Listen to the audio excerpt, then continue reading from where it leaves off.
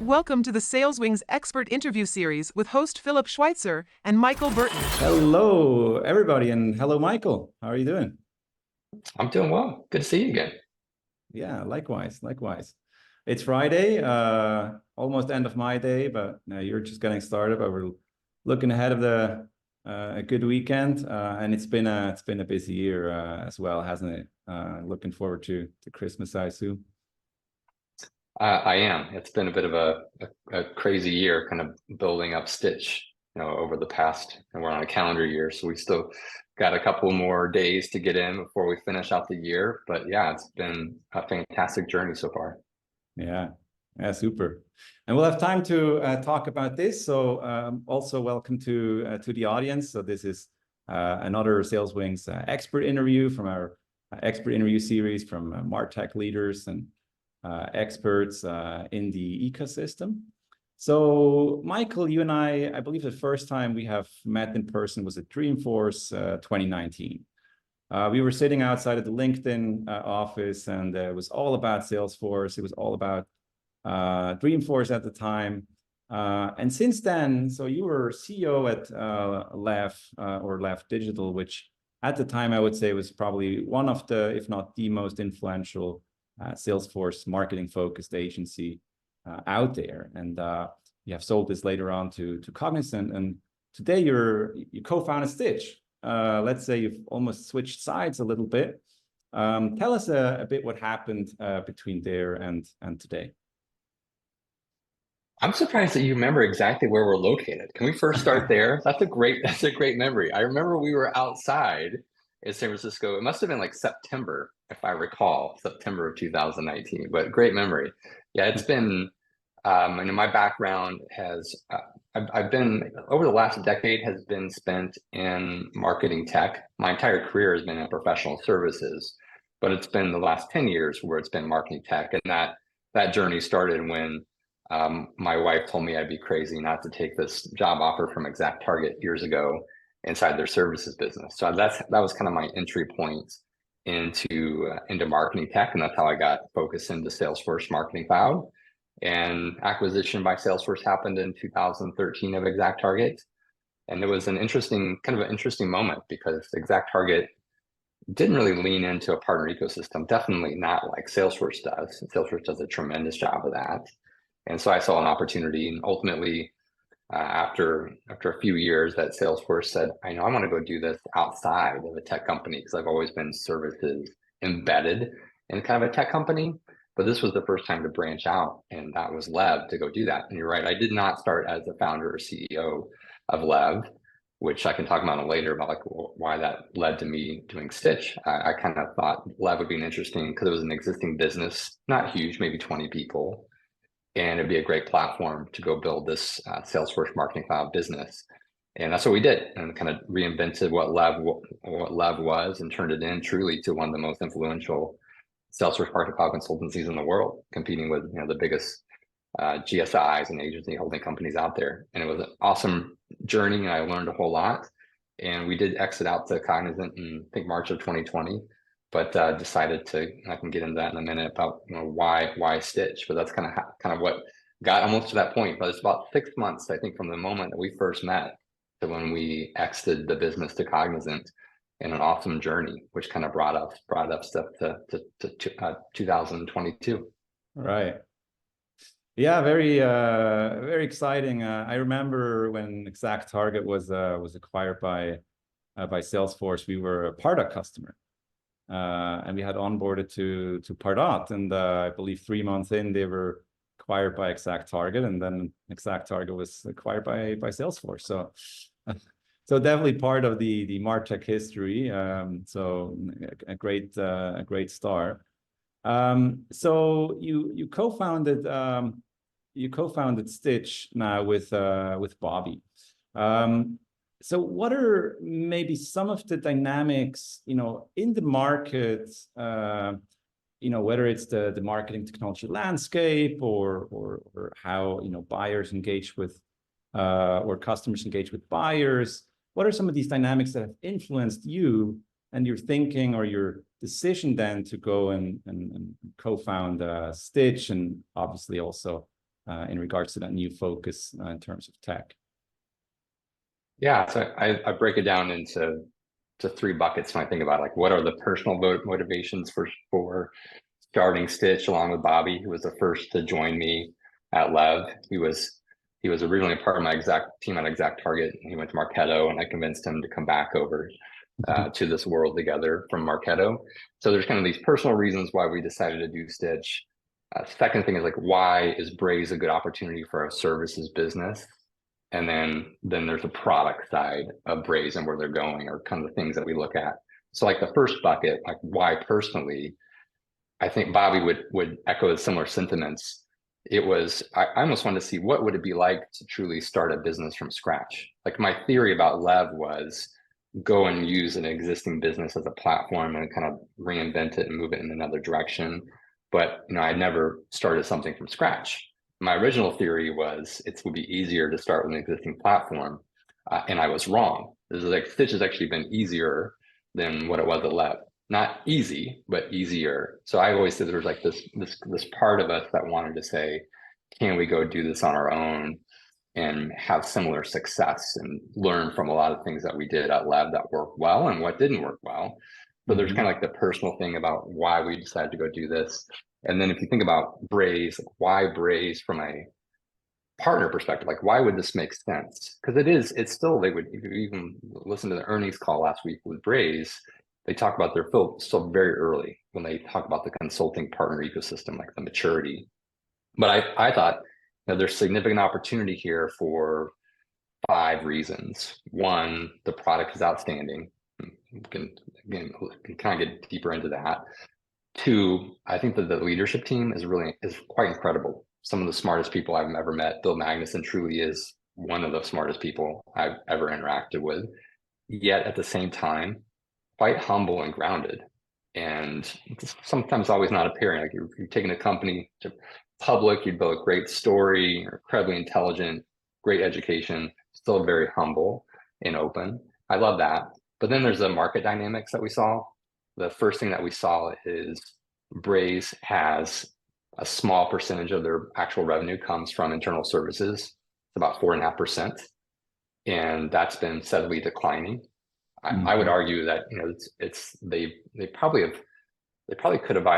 should have invested that in some more actual internal services or redeployed it to other ways to help some of their customers, but they've chosen kind of the path that they have, which I saw as opportunity. Yeah. The second thing that they moved into, they were moving way into a lot more enterprise spaces, and they had a immature partner ecosystem.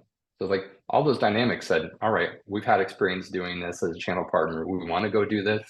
And a lot of market conditions are right for us to go do this. So those are all kind of some of the motivations that said, we should go in, we should like lean in hard to Braze. But it also wasn't we didn't immediately jump to Braze. We looked at Twilio for a little bit, but we ultimately said like Braze is where we're going to lean into hard and heavy. And that's how we got to this point. Yeah. Yeah, makes a lot of sense. And SalesWings, so our product which complements Braze with essential B2B capability, we have chosen Braze as well as one of our key partners. And I can echo pretty much everything you've said. I met Bill very briefly at SaaStr, where he was given a talk, and was truly impressed by his vision. Also where they came from, being App Boy, almost defining or being part of the definition of mobile marketing and how they evolved. And it was interesting because he was talking about how they were struggling to get some of the attention from particularly VCs, and were mostly bootstrapped for a long time, and then now how they have turned into this omni-channel engagement platform that's still benefits probably from a lot of the mobile focus at the time. But yeah, so a very exciting space for sure. Now, Stitch, you call yourself a fully integrated agency, and you have several parts of that. You have implementation, you have data integration, strategy, and then program services. So there are a lot of agencies out there, but what sets Stitch apart? Tell us a little bit about Stitch. I at our core, we're a consultancy. So we are here to help customers get the most out of Braze. And we do say, like, Braze is the cornerstone. I use that terminology quite a bit, meaning we don't do anything competitive with Braze. But unlike our prior experience at Lev, it's, Braze is one component. Like, there's not a CRM component, there's not a service component. So it's a marketing platform. And so our story has been with Stitch has been, we're all in on Braze, and we truly are. Like, that is the foundation of what we do. But it also opens us up to do more work in complementary solutions, whether that's on the data side with Snowflake or Databricks, on the reporting side with a tool like Mixpanel, or you think about like Movable Link kind of mixing in the picture, Brazy, et cetera. So we're taking a lot of these solutions and putting together more efficient solutions that are way more effective than what you've seen from legacy marketing clouds. So that's what we're leaning heavily into. And then we are working very closely with Braze on helping to win net new logos for them, which become net new logos for us. And I think that's having that focus on Braze allows us to do that. If we were like a typical agency or consultancy where we're doing Salesforce, Adobe, Braze, Iterable, Klaviyo, et cetera, how are you going to trust me to co-sell with you? Like, well, I'm going to have a strong point of view why I think Braze works for the segments of business that we go after. Mm-hmm. And I think that's helped differentiate us, having that experience in doing this before, understanding how to co-sell with a partner, how to help an existing Braze customer get more out of their platform. And then we become an extension in a lot of ways to our customers that we bring on. So yes, it's about implementation, but we really love helping with kind of ongoing services, and also like, how can we help set up a better solution for you that requires less of our time and less internal team members moving forward, and you have a higher return on your overall marketing investment. So those are the areas that we're touching. But I do think like the focus and experience that we have has given us a strategic advantage over many other players. Mm-hmm, mm-hmm. Yeah, that makes sense. And I think consultancy is definitely the better word than the agency. And I think it's interesting also to see, as you said, that partner ecosystem was probably somewhat immature when you started to decide to go into Stitch, and that's typically something where Salesforce has been excelling and whatnot. But both on the technology partner side, technology alloys partners, and on the solutions side, we see development, right? And that's really what becomes, I feel, part of that Braze success is this triangle of Braze with external experts that excel, not only at Braze, but then can compose that stack, that MarTech stack, with other solutions that some of them you've mentioned. So agency, Braze, and tech partners. Now, so you've changed to some extent the sides here from Marketing Cloud to Braze, though they're not the same tools, right? I would say a typical Marketing Cloud customer is not necessarily the best fit for Braze, and vice versa. It depends on many different things. So what hasn't changed, though, is that you're, at Lev and Stitch, you have a strong focus on making marketers successful in their technology strategy and general marketing strategy. Now, what would you say sets a Braze customer apart? So how is a Braze customer's organization possibly unique, but then also the marketer running the tech stack? So you talk often about this concept of the modern marketer. So how does that fit together with Braze? I think the earlier adopters of Braze, kind of like this new Braze world post Appboy rebrand, are ones that were a little more technical. This is kind of like the initial wave I'm talking about. And I'll come back to like the following waves that we're seeing. The initial wave were marketers that were more technical and marketers that were more interdisciplinary, meaning like they weren't just thinking about this from, I live in my email silo. I live in my paid media style. I live in my mobile push, which is what we see in a lot of enterprise level brands that we run into. It becomes even more complicated when we're thinking about how does B2B fit into the picture, B2B, B2B to C, and so forth. So you have some of those early adopters who recognize, hey, this is a platform that allows me to think about being able to do across all those channels today. Because we all know, we think about where Salesforce Marketing Cloud is. It's not great with mobile. It is not great with SMS. It is primarily an email channel. Everyone kind of forgets about that, but like that's what it primarily does. It's the best.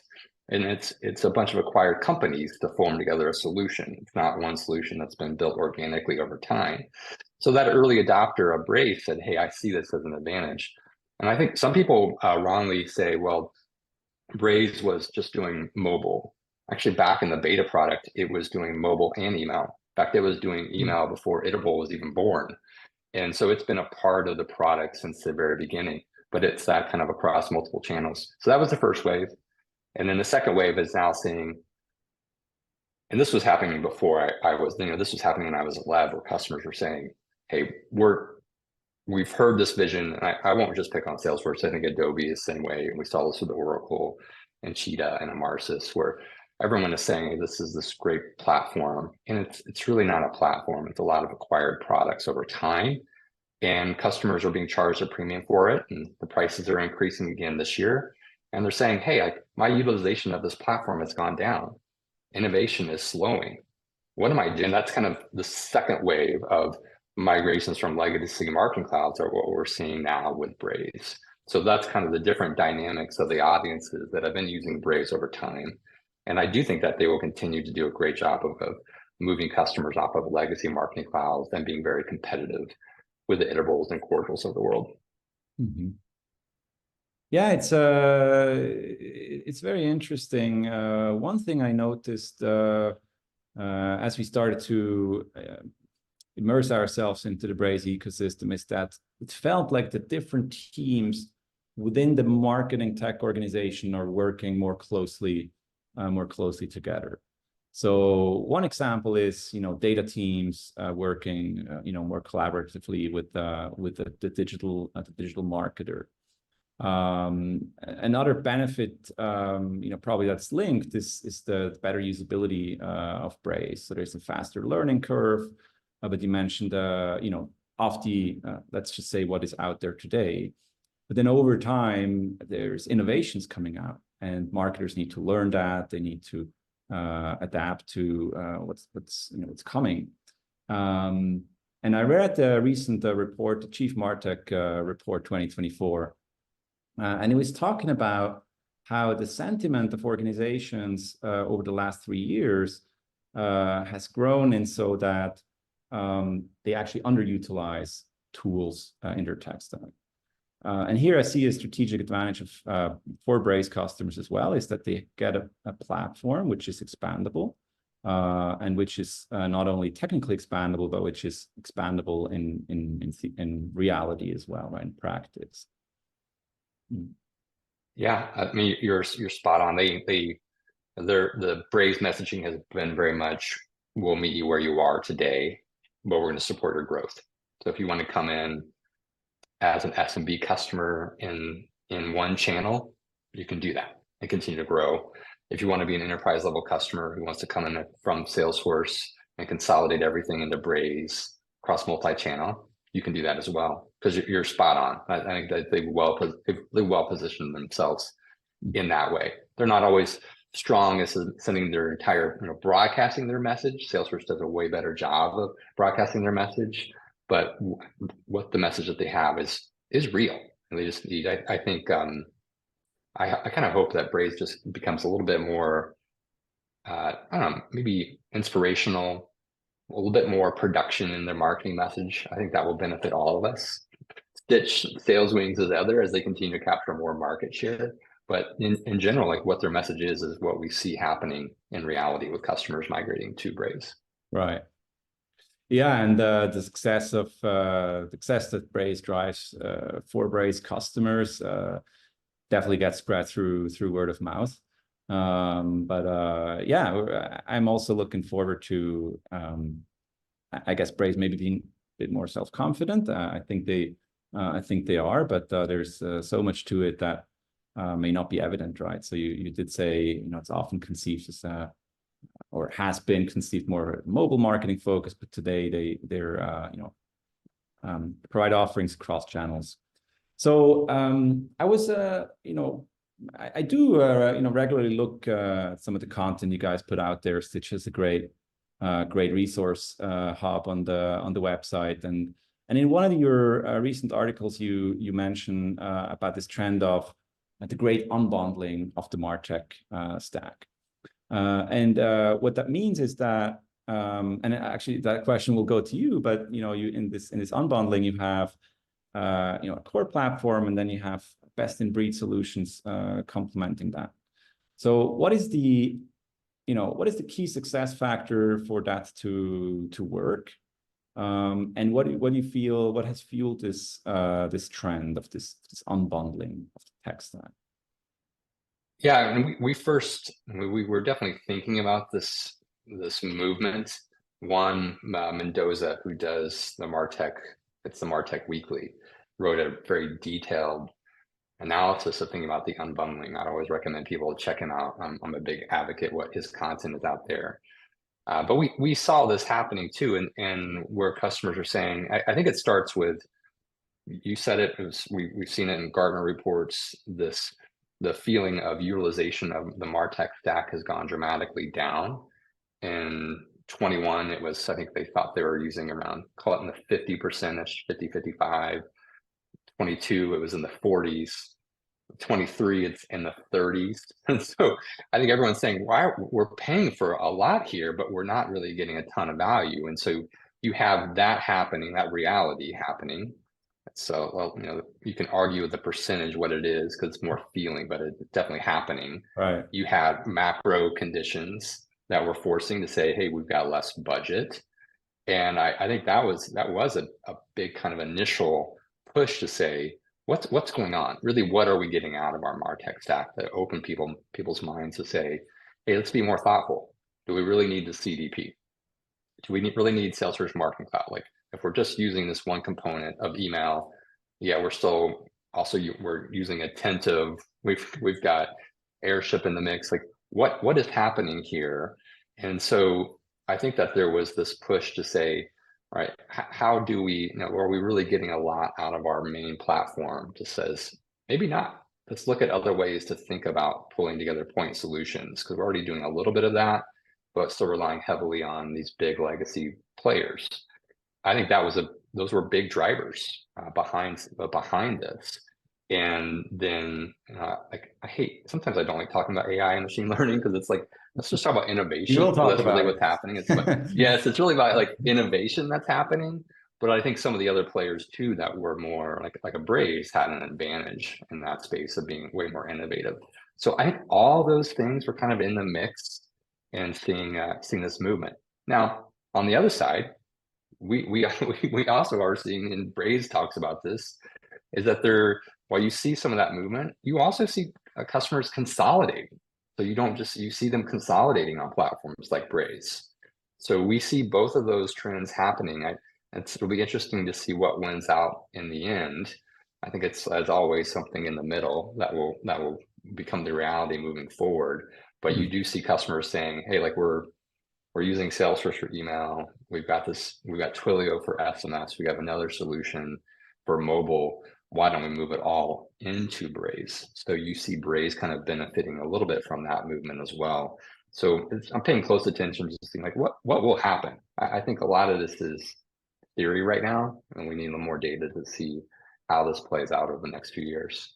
Yeah, I'm very excited about this general trend. So as you know, so there's this growing term of this composable tech stack, and I think what it means for marketers is, specifically for Braze, in our context, so SalesWings complementing Braze with the B2B capabilities, is that the core platform is very important. So here you have, Braze, which is primarily a consumer focused marketing platform, But by composing that stack with best of breed solutions, you can actually, it creates a very flexible approach to building your stack over time as well. So organizations are encouraged to do micro innovations, as we call them. And ourselves, but also other players are heavily investing into this interoperability of different tools, right? So these integrations, these API connections must be, out of the box whenever possible. So I guess, let's talk about AI. Moving on. But before we go there, I think that's an important point. Like I've done some Salesforce bashing a little bit.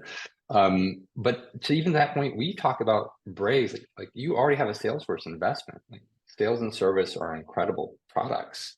Yeah. Like continue to do that. Like Braze doesn't solve that problem, but what Braze does is a better solution than Salesforce Marketing Cloud.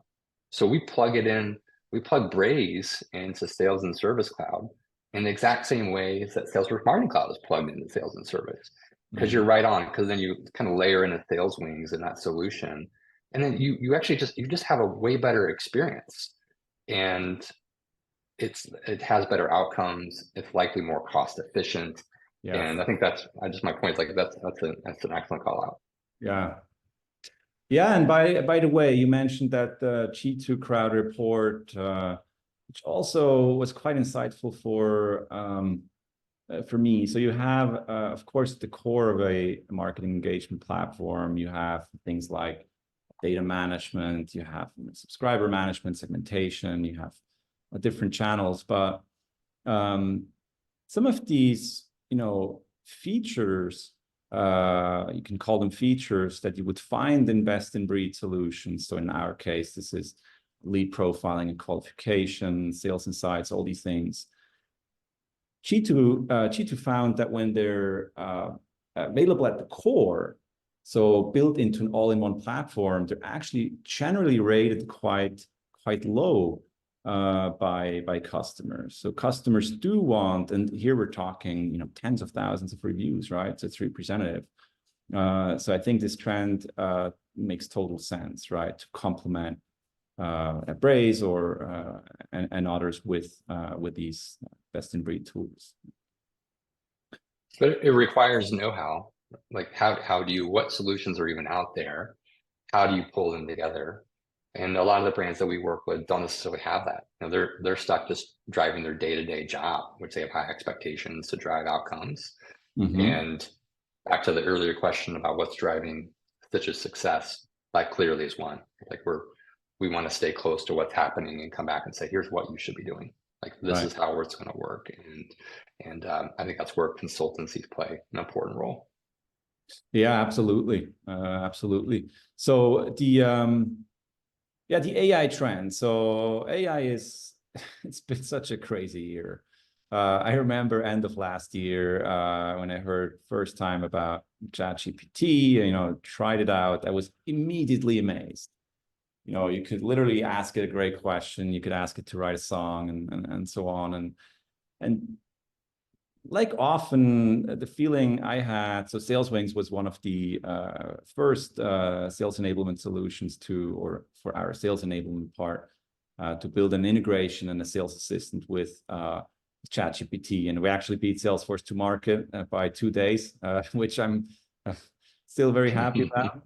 And as we started to engage customers, there was this kind of wave of emotions coming from the market. So it was first this incredible excitement, which then sort of turned into fear of AI and what's going to happen with the data and all of that. And today, I feel companies, so end customers, are sort of in between fear of being the first and then fear of being the last.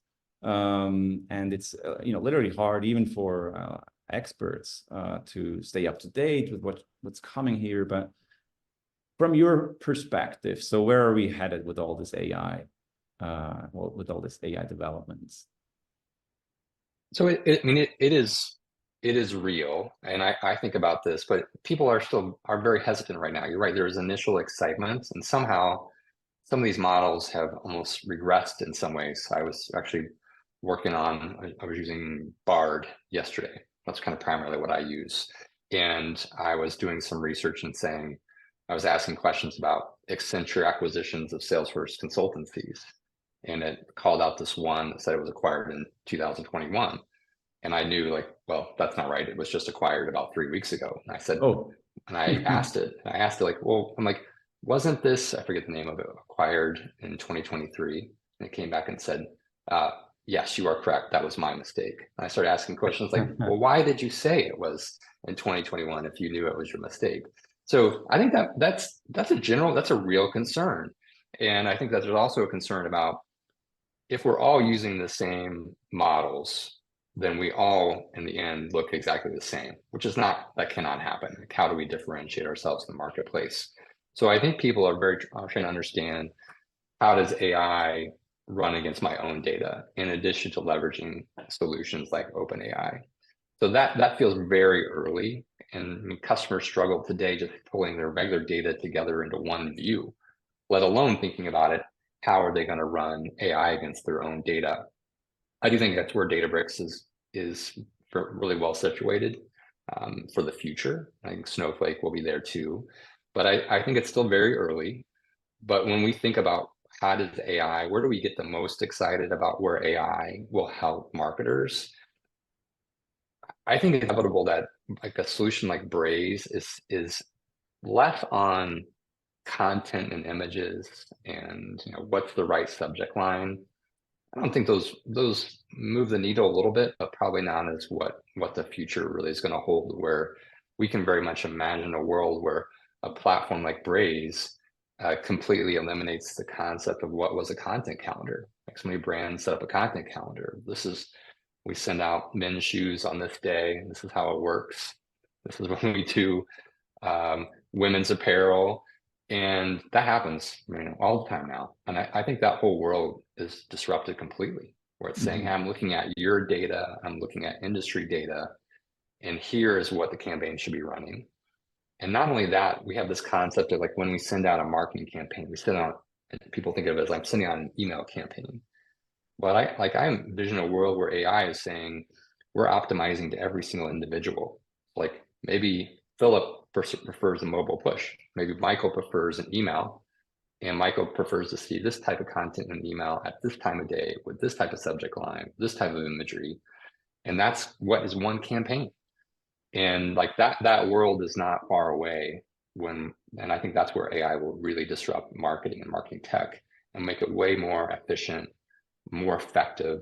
And I was talking to someone this week, a little off track, but I think it's relevant. We have this concept of A/B testing.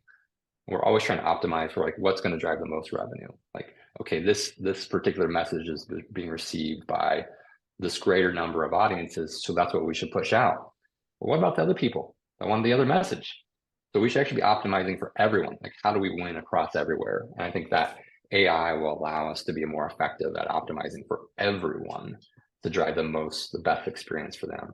So that's I think where we think AI in the marketing world will have the biggest disruption, and more like how are you actually running marketing campaigns? What is the operations? Like, how many people are actually needed?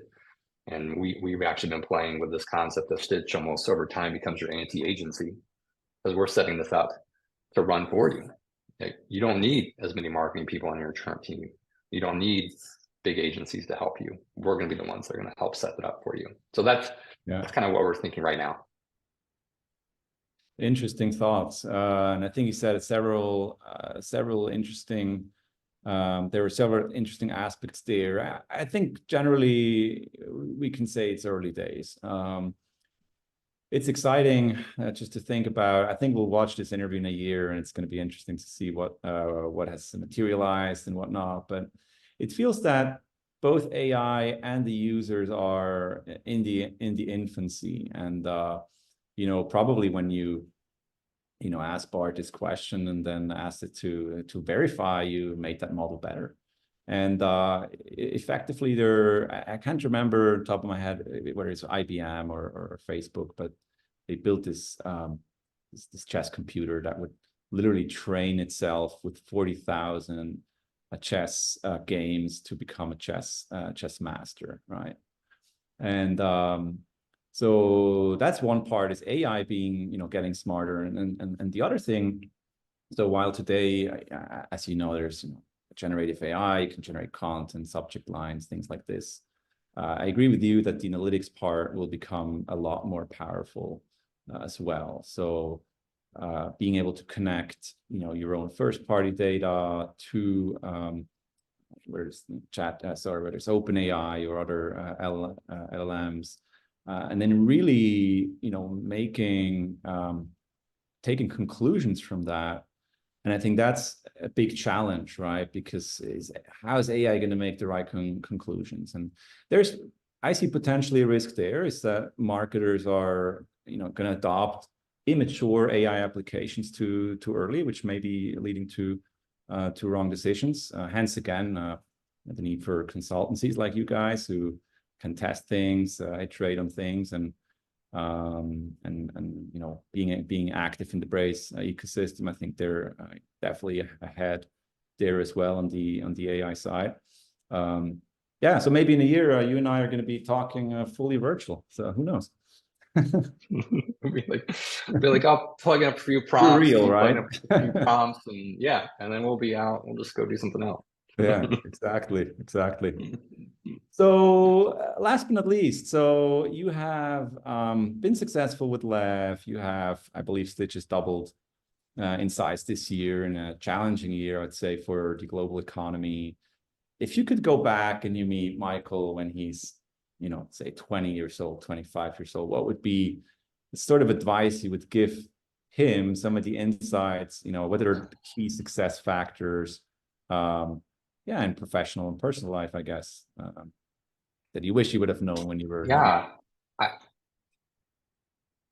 I love being a CEO, and I did not really have, I didn't have a dream of being a CEO. I think I had this vision of what a CEO, a leader of a company, was, back to my early views in my career. And I talk about this, and I write about this sometimes. I talk about it in some podcasts. I wish people would have kind of shared with me, or shared with myself, like there is not one type of CEO. Like, you don't have to be this extrovert. Like, I can be this introvert and leader and still be very successful. And I wish, I think I would have had more of that understanding way earlier in my career. I think it would have led me to maybe, I don't know, maybe I'd be on my 4th or 5th company by this point, who knows? But I wish I would have had that thinking and understanding. I think the other thing is this idea of you have to put yourself in uncomfortable situations. Lev put me in some very uncomfortable positions to do things I never thought I could do. I was never asked to do, like being focused on how do you do channel marketing, and how do you build relationships with channel sales. So I talk all the time about putting yourself into uncomfortable situations in your career to advance you faster and faster. And I think the third thing is that the most successful companies are the ones that their brand and their culture are very much intertwined with each other. Like, they cannot be separate. Like, your people have to have this strong connection point into your brand. They live together. And so that's something I've adopted regularly, about brand as culture and culture as brand. I think those are the 3 things I wish I would have had more insight into and thought earlier in my career. But I have no regrets. I love where I am. I love how I got there. But those are the things I spend in kind of educating others that have an interest, that want to have the same path of becoming a CEO or being a leader of a company. But those are some of the things that I always talk about. Great. That's a great final thought. And we're all work in progress. So over time, we learn. Thanks so much, Michael, for an interesting conversation. And thanks also for everybody who attended today and who has watched this chat. Stitch, fantastic Braze consultancy, can only recommend. And SalesWings, well, B2B Braze Alloy's partner for B2B, making Stitch Braze the unstoppable B2B market engagement platform. Thanks, Michael, and I wish you a fantastic weekend. Thanks, Philip. We'll talk soon.